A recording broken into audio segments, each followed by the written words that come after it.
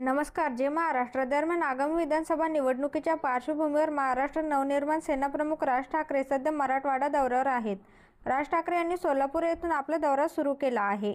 लोकसभा निवडणुकीत महायुतीला बिनशर्त पाठिंबा दिल्यानंतर विधानसभेसाठी मनसेने सोवळाचा नारा दिला आहे. दरम्यान मुंडेंचा बालेकिल्ला असलेल्या बीड जिल्ह्यात मनसे सर्व जागेवर उमेदवार देणार असल्याची माहिती समोर आली आहे. स्वतः राज ठाकरे यांनी याबाबत आदेश दिले आहेत. दरम्यान मुंडे कुटुंबाचा बालेकिल्ला असलेल्या बीड जिल्ह्यातील 6ही मतदारसंघात महाराष्ट्र नवनिर्माण सेना उमेदवार देणार आहेत.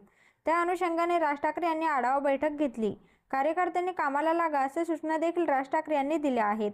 तसेच इतर पक्षातील काही लोक इच्छुक आहेत त्या संदर्भात आगामी 15 दिवसात राज ठाकरे निर्णय घेतील अशी माहिती बीडचे मनसे जिल्हाप्रमुख सुमंत धस यांनी दिली आहे. दरम्यान मनसेचे अध्यक्ष राज ठाकरे मराठवाड्याच्या दौऱ्यावर आहेत.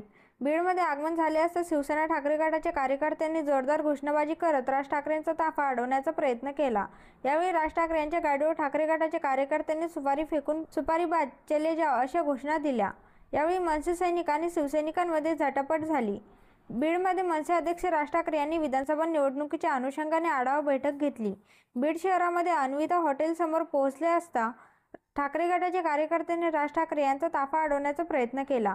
शिवसेना कार्यकर्त्यांच्या राड्यामुळे उपस्थितीत असलेल्या मनसैनिकांनी धावून गेले. त्यांनी ठाकरे गटाच्या कार्यकर्त्यांना हुसकावून लावण्याचा प्रयत्न केला. यावेळी दोन्ही कार्यकर्त्यांमध्ये एकच झटापट झाली, पण वेळीच पोलिसांनी हस्तक्षेप करून दोन्ही कार्यकर्त्यांना बाजूला केलं.